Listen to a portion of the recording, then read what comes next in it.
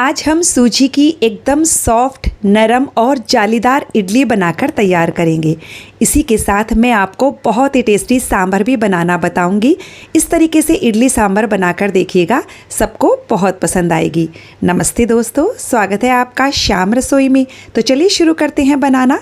सबसे पहले हम इडली का बैटर बनाकर तैयार करेंगे। तो इसके लिए मैंने यहाँ पर 2 कप सूजी ली है।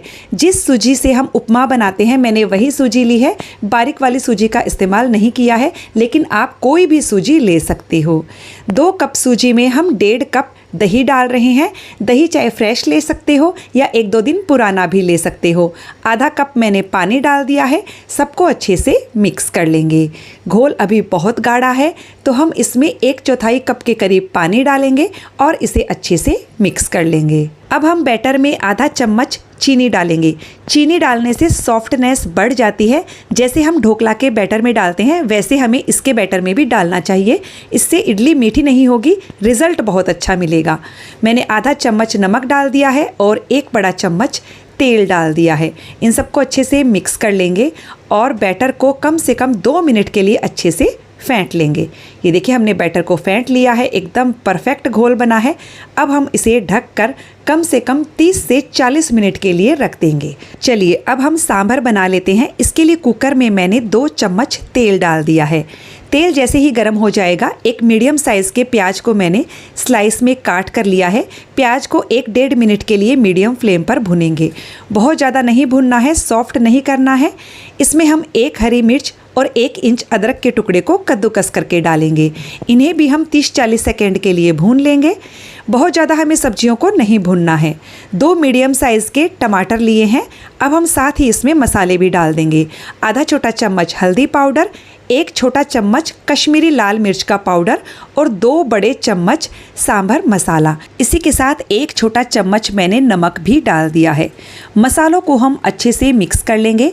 इसमें थोड़ा सा पानी डाल दीजिए ताकि मसाले जले नहीं, और मसालों को अच्छे से भून लीजिए, क्योंकि इन्हीं मसालों से सांभर में बहुत अच्छी खुशबू आती है। ये देखिए हमने मसालों को अच्छे से भून लिया है। अब हम इसमें कुछ सब्जियां डालेंगे।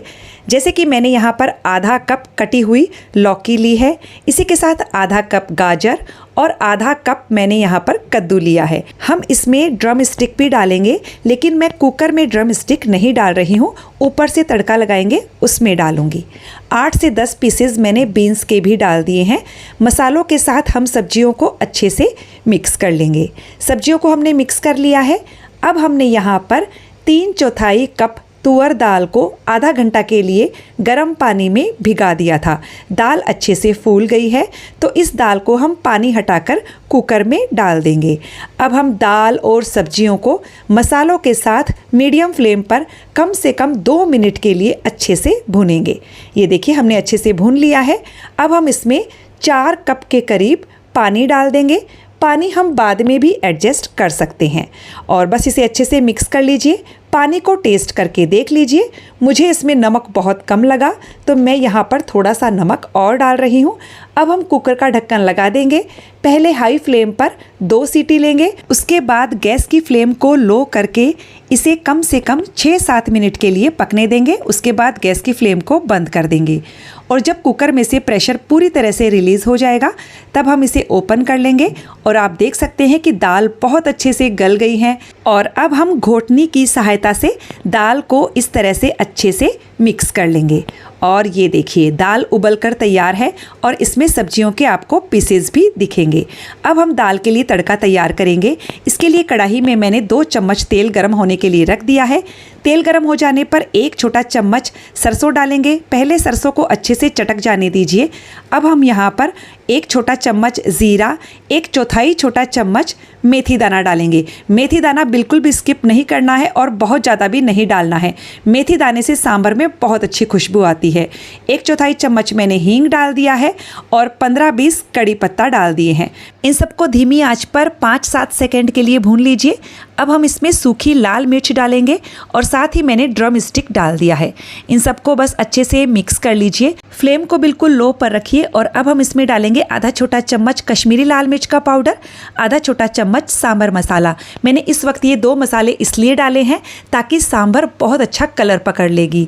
इसमें मैंने 1/4 कप पानी डाल दिया है। सबको अच्छे से मिक्स करते हुए भून लेंगे और अब हम इसे ढककर 2-3 मिनट के लिए धीमी आंच पर पकाएंगे ताकि जो हमारी ड्रम स्टिक है वो थोड़ी सी सॉफ्ट हो जाए। और अब हम इसमें डालेंगे इमली का पानी। मैंने 35-40 ग्राम के करीब इमली को गर्म पानी में आधा घंटा के लिए भिगा दिया था और फिर उसे छान लिया था। इसी के साथ 1 बड़ा चम्मच गुड़ डाल रही हूँ। तो आपके घर में जैसे मीठी या खट्टी सांभर पसंद की जाती है, आप उसके अनुसार इसमें गुड़ डालिएगा। इन सबको अच्छे से मिक्स कर देंगे और इमली और गुड़ को 2 मिनट के लिए धीमी आंच पर पकने देंगे। और ये देखिए 2 मिनट हमने इसे पका लिया है। अब हम कढ़ाई में ये उबली हुई दाल डाल देंगे। इसी के साथ मैंने यहाँ पर करीबन आधा कप गरम पानी भी डाल दिया है। तो अब हम इसे अच्छे से मिक्स कर लेते हैं।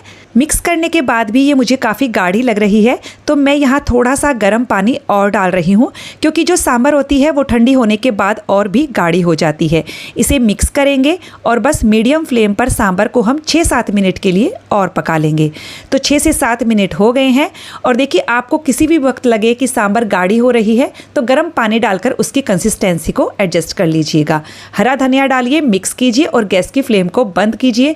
बहुत ही टेस्टी गर्मा गर्म सांभर बनकर बिल्कुल तैयार है। चलिए अब हम इडली का बैटर भी चेक कर लेते हैं। तो ये मुझे बिल्कुल परफेक्ट लग रहा है। सूजी बहुत अच्छे से फूल गई है। तो इडली बनाने से पहले इडली मेकर को हम तेल से अच्छे से ग्रीस कर लेते हैं। एक साइड में मैंने पानी भी उबलने के लिए रख दिया है और अब हम इडली बैटर में आधा चम्मच बेकिंग सोडा डालेंगे, क्योंकि हम इडली बैचेस में बनाएंगे तो बेकिंग सोडा का जो असर होता है वो लास्ट तक बना रहता है। इनो का असर जल्दी ख़त्म हो जाता है, तो इसके लिए मैंने बेकिंग सोडा डाला है। अब हम इस पर 2 बड़ा चम्मच पानी डालेंगे, अच्छे से मिक्स करेंगे और ये हमारा बैटर बनकर तैयार हो चुका है। अब हम तुरंत ही इसकी इडली बना लेते हैं।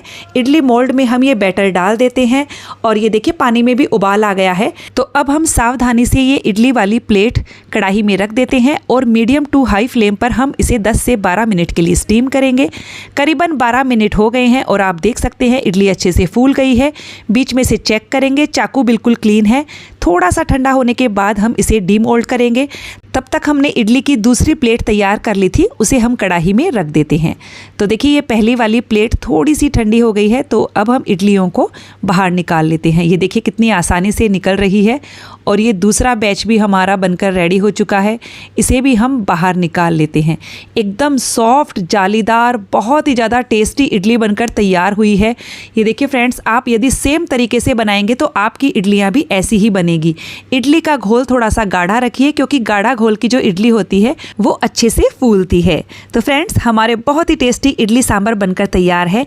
यदि आपको ये रेसिपी अच्छी लगे तो इसे लाइक शेयर कीजिएगा और कमेंट करके मुझे ज़रूर बताइएगा। साथ ही चैनल को सब्सक्राइब नहीं किया है तो सब्सक्राइब करने के साथ बेल आइकन प्रेस कर दीजिएगा, ताकि हमारे आने वाले वीडियो का नोटिफिकेशन आपको मिल सके।